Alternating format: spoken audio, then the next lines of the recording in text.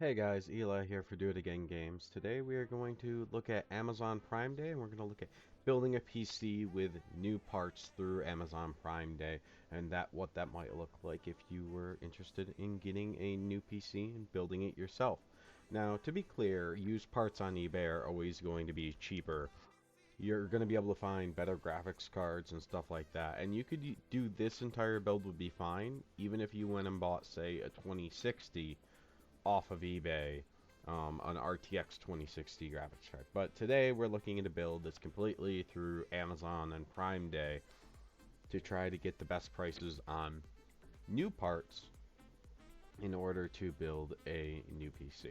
So what you kind of gotta look at first is a case, because your motherboard and all that, you have to know if it's gonna fit. All this stuff's pretty standard, but there is ATX, micro ATX, so it's just a good idea to see what you want to start with. There's lots of cases on sale. The cases aren't that expensive, but like this is a very cheap case, for example. But if you look at the front, I've used these before. It's solid. There's only an opening at the bottom for air. So what I ended up going with was this this T7. It's just a generic case, but it has a grill there that is completely open on the front, and it comes with a couple of fans. And if you look at this picture, you can see we can use mini ATX, micro ATX, and full ATX. So full ATX are normally the cheapest form factor motherboard, and since this is a budget build, I'm hoping this should be right around $600 when we're done. At the end, I'm going to give you some upgrades you can do in order to do later or maximize your build if you want to get more advanced. But let's see here. So in this build, I went with the i5 11400F. It's a very good gaming processor. These have come a long way. This one comes with a cooler. So for the main part of the build, we're going to be using this cooler since it already comes with it, but at the end I'm going to make some other recommendations for some coolers.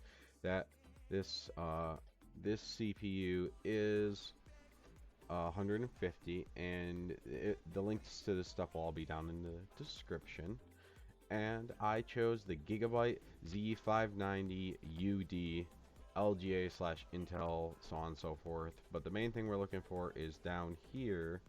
It should say somewhere right here that it supports 11th and 10th gen Intel processors, and that it takes DDR4 RAM. So there are some processors in this range that I think take DDR5 RAM, but DDR4 is cheaper and just about as good for our use case. So with this motherboard, we have enough room for graphics cards. We have an NVMe slot. We have an NVMe slot here. We can see that we have some SATA ports there, and we have enough room. We're only getting 2 RAM sticks for this build, but you have upgrade for them later if you want to get more, put more in later, as well as all the standard USB headers on the bottom and another SATA port down there. That's weird, but okay.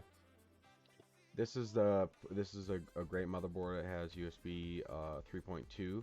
The reviews on it has 4.5 stars, 120 reviews. That's pretty good for any electronic, but this motherboard. So that's a GIGABYTE. Oh my gosh, stop at Amazon. That's the GIGABYTE Z590UD motherboard. Is the one I picked for this build. Next up, we have the RX 6500 XT. The reason I chose this one is this is the best price really on a card in this range. It takes a 6-pin, and one of the other reasons is it has a 6-pin power connector, so we don't need the most aggressive power supply for this build. And what we got next here? So next we're gonna go. Okay, so we have. I did choose an NVMe drive. You can use an NVMe drive, or you could use a SATA drive. NVMe is a little bit faster, so I chose this Gen 3, what is this, silicon power. This is a very generic, cheap one. This would be the thing I'd recommend you upgrade the most if you want to upgrade something on the build, but we'll get to that later. I'm assuming it's only $25 for this 256. I would recommend getting a bigger one, but this is an inexpensive build, so this is what we're going with. Okay, we got this Thermaltake Smart 500 watt 80 plus white certified power supply. This is a generic, but for $31, you can't really ask for a lot more. It has sleeve cables. It is a fine power supply. I've used them before. At least you don't have mustard coming out of it. But I'll show you a little bit more expensive one later if you want to go with something that with a little bit more capability for upgrades later. I'm gonna go with OLOy. I've used this RAM in lots of builds before. It's non-programmable, so it'll just be going rainbows all the time on you. But there's a bunch of RAM you can choose if you do not want it. There's a few different kit size, but I chose the 2x8 kit, so that gets you 16 gigabytes of RAM in this build. It's DDR4 3200 megahertz. It's good RAM. Like, I've used it. I've never had any of this brand fail on me. I'm sure they can fail, but it has lots of ratings and lots of positive reviews. So now that was the complete build. So you have your case, you have your CPU, you have your motherboard, you have your graphics card, you have your storage, you have your power supply, and you have your RAM. So I believe that's everything. I build a lot of computers. I really hope I didn't forget anything, because that'd be dumb. I did not include any extra fans because the case does come with 2 fans. But if you want fans, there are lots of different choices for anywhere from $10 for some standard black or $100 for a bunch of puke. You can just get some colored ones pretty cheap too. I really like these brown Naquadas. These Naquada ones are awesome fans, but they're not for everybody.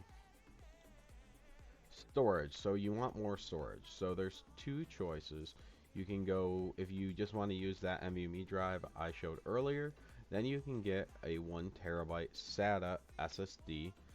I'm only recommending SSDs and not installing any regular not recommending any regular hard disk, because more and more new games require that you have an SSD. For a lot of new games require it. So since this is kind of a gaming PC, I guess this is where we're at. Now you could just buy this and just use this as your boot drive and for game storage, but it does help to have them separated a little bit, but it's up to you what you do as your preference. Let's see here.